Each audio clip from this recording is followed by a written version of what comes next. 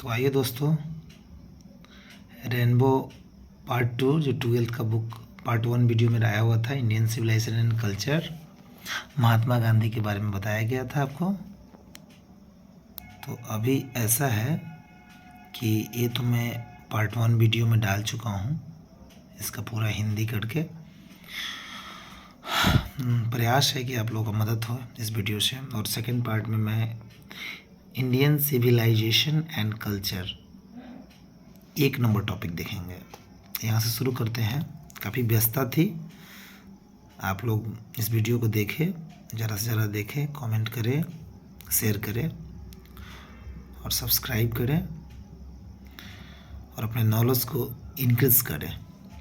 जैसे I believe that the civilisation India has evolved, क्या लिख रहा है कि I believe that the civilisation India has evolved is not to be beaten in the world. मतलब कह रहा है कि मेरा विश्वास है कि भारत में जो सभ्यता विकसित हुई है वे सारे विश्व में क्या है, अजय है। Not be beaten in the world मतलब इसको कोई हरा नहीं सका, अजय है। फिर कह रहा है nothing can equal the seeds, nothing can equal the seeds. हमारे पूर्वज जो बीज बोए हैं, चाहे बो गए हैं, nothing can equal the seeds sown by our ancestors. यानी जो एंसेस्टर मतलब पूर्वज बताए थे हम। Rome went Greece shared the, Rome winds Greece shared the मतलब कह रहा है कि हमारे पूर्वज जो बीज बो गए वह अतुलनीय है, कुछ भी उसकी बराबरी नहीं कर सकता है, कुछ भी इसकी बराबरी नहीं कर सकता। जैसे देखेंगे same fact the might of the pharaohs was broken. मतलब कह रहा है कि कुछ भी भारत की बराबरी नहीं कर सकता है, लेकिन रोम सभ्यता नष्ट हो गई। यूनान की सभ्यता का भी वहीं हश्र हुआ। किसका? यूनान का। जापान, उसके बाद कह रहा है कि फारहोस सम्राट शक्ति छिन्न भिन्न हो गई, जापान का पश्चिमीकरण हो गया। आगे देखिए क्या कह रहा है, Japan has become westernise, western में पश्चिमी होता है। China nothing can be said, China nothing can be said but India is still somehow. इसका मतलब है कि चीन के बारे में कुछ कहा नहीं जा सकता, परंतु भारत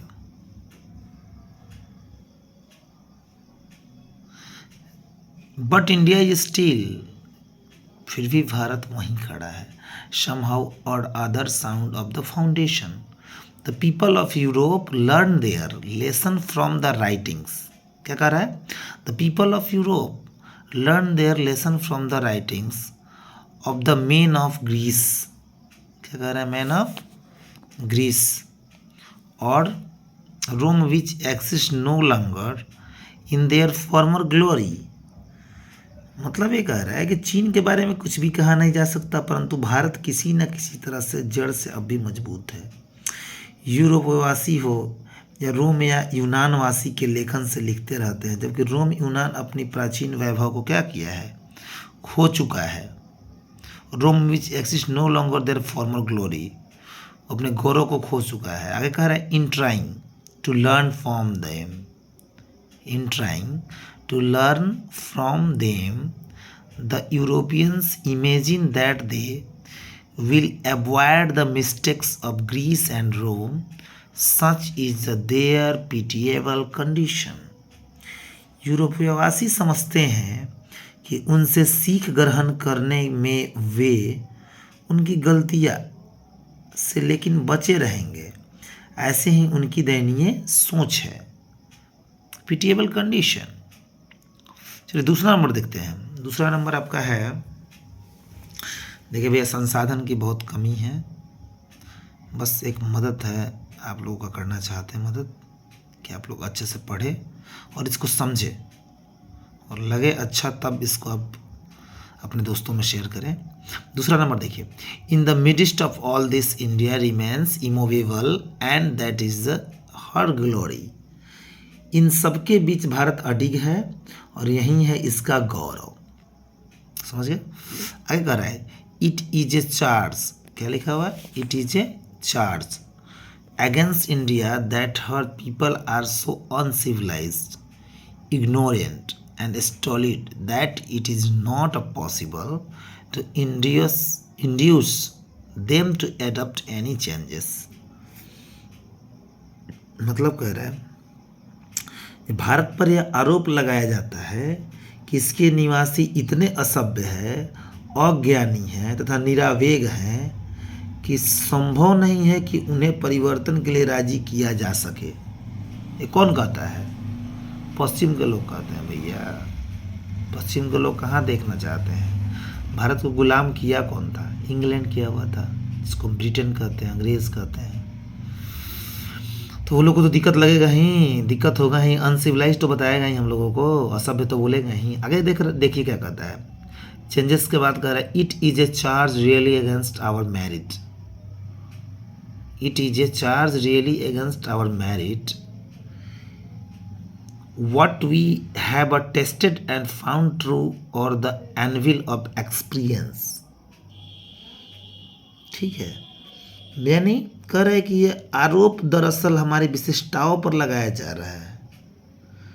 हमने अनुभव की निहाई पर जो परीक्षित करके सही पाया है। एनविल मतलब निहाई। we dare not a changes, we dare not a change, many trust their advice upon India and she remains steady। This is her beauty, it is the seat anchor of our hope। This is her beauty, it is the seat anchor of our hope। मतलब कह रहा है कि बहुत लोग भारत को सलाह देते हैं पर वह अपने राह पर अडिग है। यही इसकी खूबी है, यही हमारी आशाओं का मुख्य अवलंब है। तीसरा टॉपिक है civilisation is that mode of conduct which points out to man the path of duty, performance of duty and observance of morality are convertible terms. हम बताया जैसे कन्वर्टिबल मीन्स परिवर्तनीय होता है। तो ये कह रहा है कि सभ्यता व्यवहार का वह तरीका है। Civilisation is the mode of conduct, सभ्यता व्यवहार का वह तरीका है जो which is the point out to man of the path of duty. मतलब मनुष्य को उसका कर्तव्य पथ दिखलाती है। सभ्यता ही मनुष्य को पथ, वे, रास्ता दिखलाती है। परफॉर्मेंस ऑफ ड्यूटी दूसरे लाइन में है, performance of duty and observance of morality मतलब कर्तव्य निर्वाह तथा नैतिकता का पालन। ये एक क्या है? Morality of the convertible terms, पर्यायवाची विचार है। टू ऑब्जर्वेंस क्या लिखा हुआ है? To observe morality is to attain mastery over our minds and our passions, so doing we know ourselves. The Gujarati equivalent for civilisation means good conduct. मतलब परस्पर परिवर्तनीय है, कन्वर्टिबल है, बट कर नैतिकता का पालन अपने विचारों तथा आवेगों पर नियंत्रण पाने के समान है। नैतिकता का मतलब क्या है कि to observe the morality to attain the mastery over our minds और आवर पैशंस। यानी इंसान को नैतिकता यही ना कि आवेग पर नियंत्रण करना, कंट्रोल रखना। ऐसे करके हम आत्म से परिचय करते हैं। So doing we know ourselves. आत्म, आवर सेल्व्स का मतलब होता है स्वयं, अपने आप को परिचय करते हैं। सभ्यता शब्द का गुजराती पर्याय है सही व्यवहार। सभ्यता शब्द का गुजराती अगर व्यवहार है, गुजराती में कहा जाता है कि सही व्यवहार, गुड कंडक्ट। चौथा नंबर देखिए, if this definition be correct then India. इफ दिस definition be correct then India, as so many writers have shown, has nothing to learn from anybody else, and this is as it should be। correct, if this definition to be correct, यह जो परिभाषा है यह सही है। यदि यह परिभाषा सही है तो भारत को जैसे कि अनेक लेखकों ने दिखलाया है, so many writers have shown, shown मतलब दिखलाना होता है या दिखावा। तो राइटर्स ने दिखलाया has nothing to learn to from anybody else and this is the should be, मतलब दूसरों से कुछ भी नहीं सीखना है और यही होना भी चाहिए। भारत खुद विश्व गुरु रहा है और भारत खुद लोगों को सिखाता है। 5वां नंबर देखेंगे, correct, we notice that the mind is a restless bird. We notice that the mind is a restless bird, the more it gets the more it wants. बहुत ही अच्छा मीनिंग है, आपको आगे क्वेश्चन आंसर में भी ये आंसर मेंशन करना पड़ेगा। कह रहा है कि हम देखते हैं कि मस्तिष्क एक बेचैन पक्षी है, जिसे जितना ही मिलता है उतना ही वह चाहता है, फिर भी वो अतृप्त रहता है।